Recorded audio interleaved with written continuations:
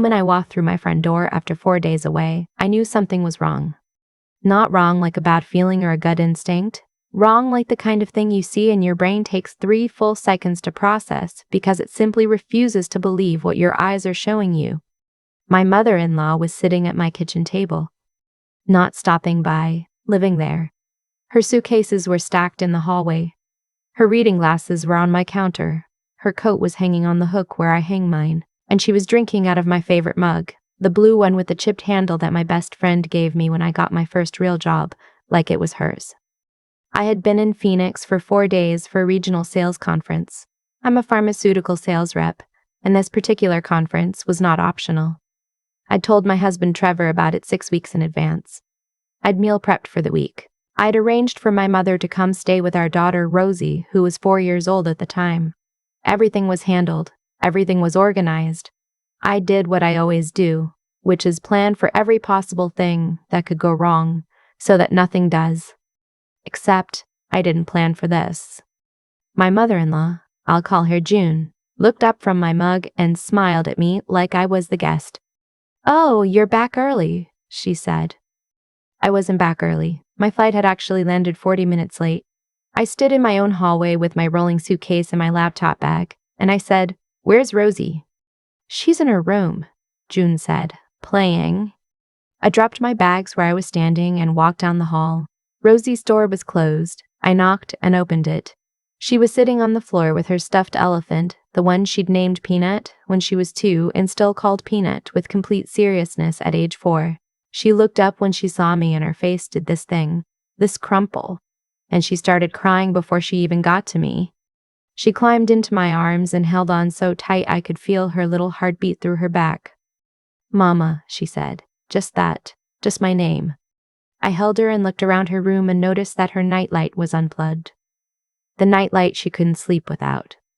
The little cloud one that cast soft white light across the ceiling. It was sitting on the dresser, unplugged, and in its place was the lamp from the guest room. A tall floor lamp that threw harsh yellow light that Rosie hated. She told me that once. "Mama, that lamp is too loud." That's how she described it. Too loud. It was plugged in and on. I sat on Rosie's floor for a long time just holding her. She eventually stopped crying and started telling me about something that had happened with Peanut, and a story she'd made up, the way 4-year-olds do, and I listened to all of it. But the whole time, part of my brain was doing something else entirely. My mother was supposed to be here. I'd confirmed with her the night before I left. She'd said she'd be here by 6 on Sunday evening, that she'd make Rosie her favorite pasta, that everything was fine. I called her from the airport when I landed. She hadn't picked up, but I figured she was driving. I put Rosie down for a nap and went back to the kitchen.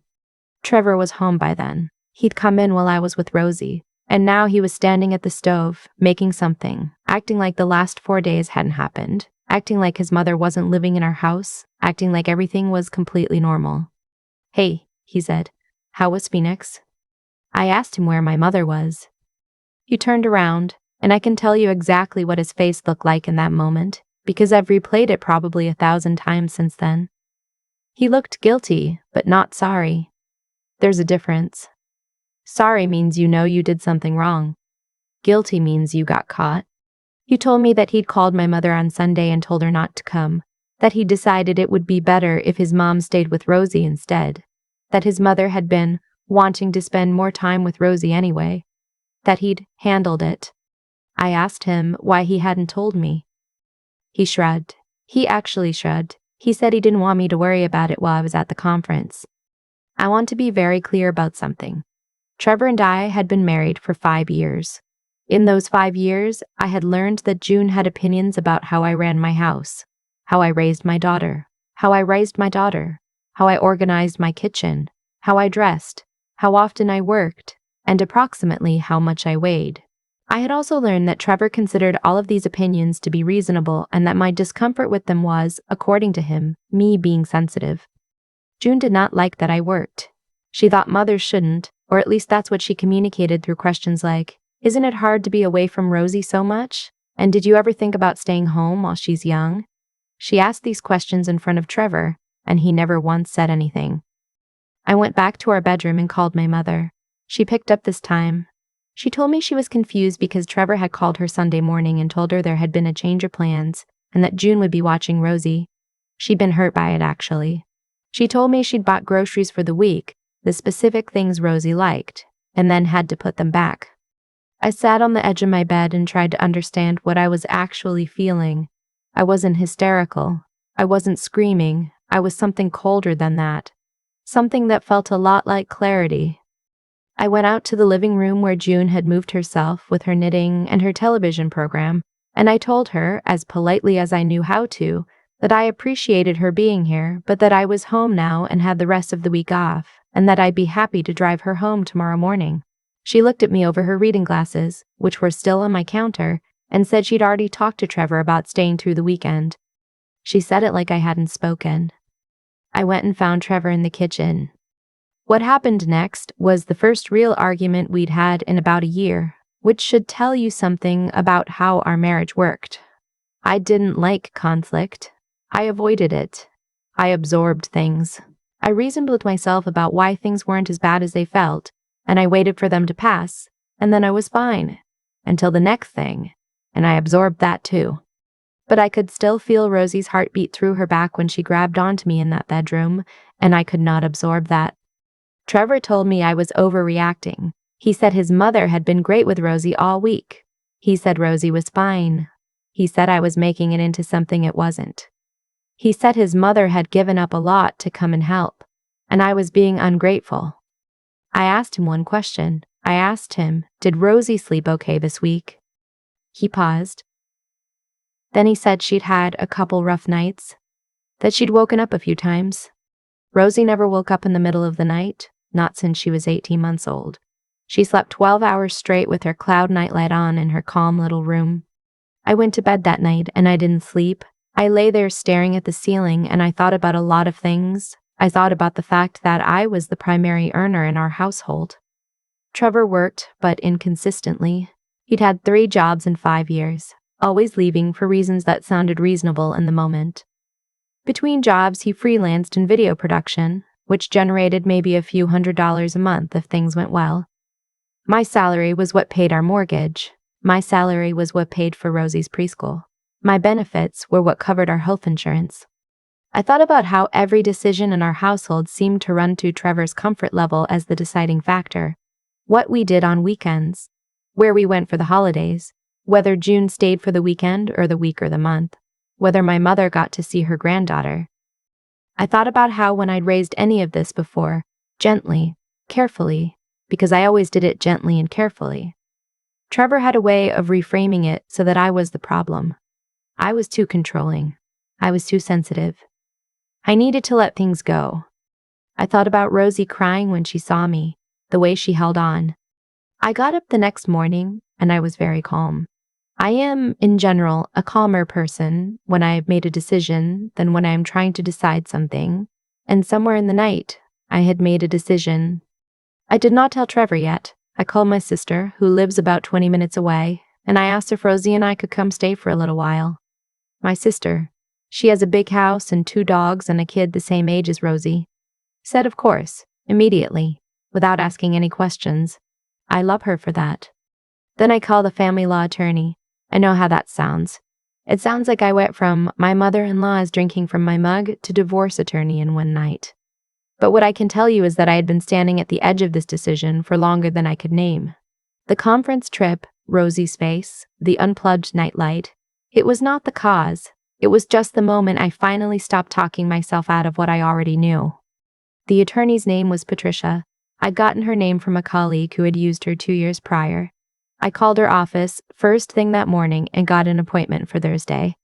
That same morning, I sat down at my desk in our home office, which I paid for in the house I paid for, and I started going through our finances, really going through them.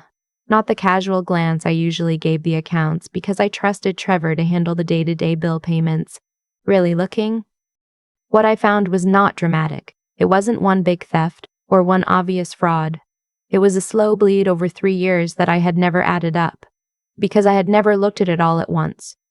Small transfers, here and there, from our joint account to an account I didn't recognize. I pulled up 3 years of statements. The transfers totaled just over $41,000. I know that's not $200,000, but it was $41,000 that I had earned, and that was gone, and that I had never agreed to move anywhere. I did not say anything to Trevor. I took screenshots of everything. I emailed them to myself.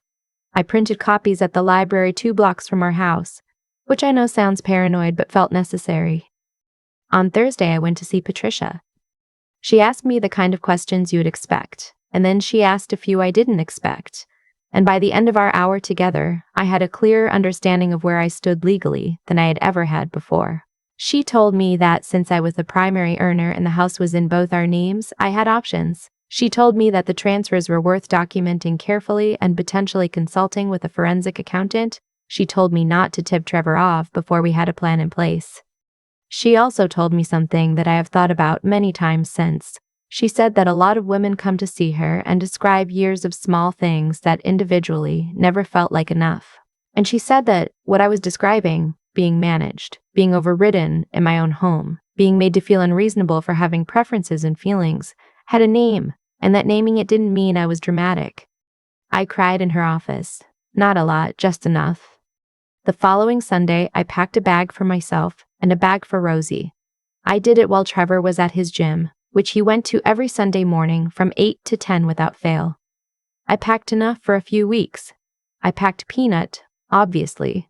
I packed the Cloud Night Light. When Trevor came home, Rosie and I were already in the car. He came out to the driveway. He had that look again. The guilty one, not the sorry one. He asked what was happening. I told him I was taking Rosie to my sister's for a while. I told him I'd been to see an attorney. I told him I needed some time and space to figure out next steps, and that my attorney would be in touch. He went through it quickly, the confusion, then the anger, then the bargaining. He said he didn't understand. He said I was blowing this out of proportion. He said we could work it out. He said, what about Rosie? I told him Rosie was going to be fine. I told him I was going to make sure of it. He asked if this was really what I wanted. I thought about Rosie's heartbeat through her back. I thought about $41,000. I thought about my mother buying groceries she had to put back.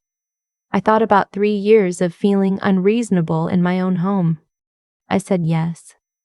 The months that followed were not simple. I won't pretend they were. Trevor contested a number of things. His attorney tried to argue that the transfers were for shared household purposes, which Patricia systematically dismantled with the statements I'd printed at the library. The forensic accountant, yes, I hired one, found an additional $9,000 that had gone to what turned out to be a joint account Trevor shared with his mother. Not an affair. Something, in its way, harder to process. He had been funneling money from our household to his mother for years, quietly, without telling me, while I was paying our mortgage and our health insurance and our daughter's preschool. June was not charged with anything. The money wasn't technically theft under the definitions that matter legally. But it was something. And it came out in mediation, which meant Trevor's attorney knew it, and Trevor knew we knew it, and that changed how the rest of the process went. The divorce was finalized on a Tuesday in late October. Rosie was wearing a pink sweater that she picked out herself and holding Peanut. We were at my sister's house, which had started to feel more like home than anywhere I could remember, and when I got off the phone with Patricia and told my sister it was done, she opened a bottle of wine, and we drank it at the kitchen table while the kids watched a movie in the other room, and the dog slept on the floor.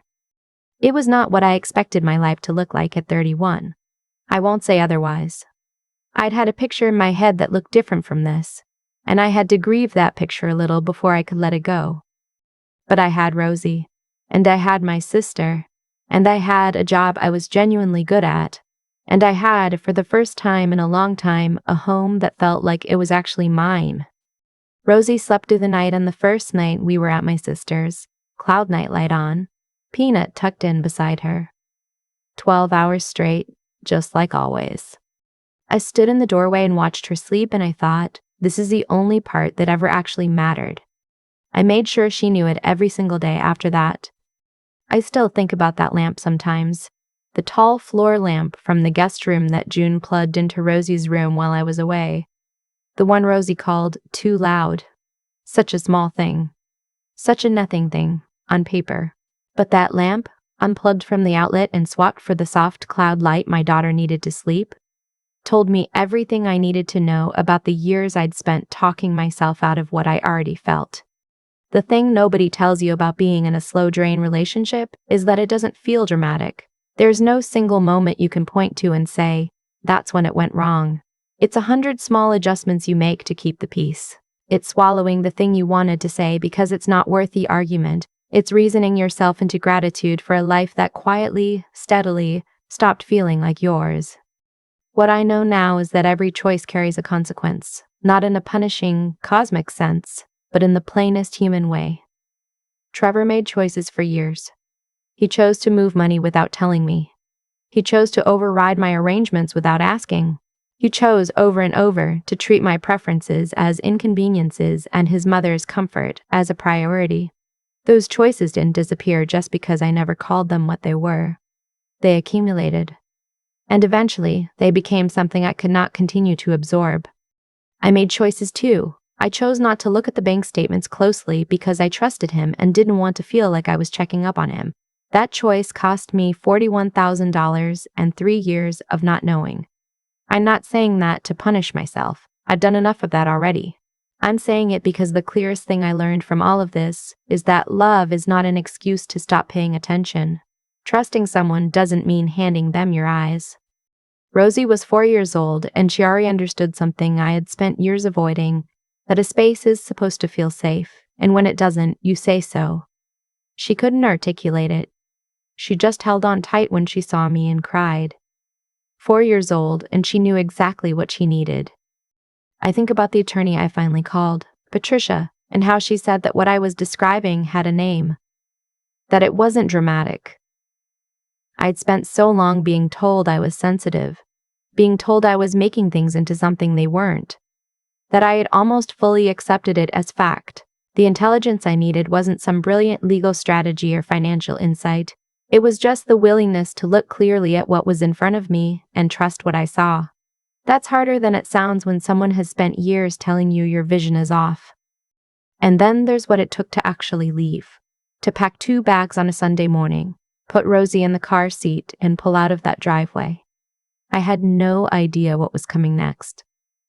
I had a sister with a spare room and the lawyer's phone number, and that was it. That kind of courage doesn't announce itself. It doesn't feel brave in the moment. It just feels like doing the next right thing because the alternative is going back inside. Rosie slept through the night on our first night at my sister's. Cloud night light on, peanut tucked in. 12 hours, just like she always used to. That's the only evidence I ever needed that I made the right call.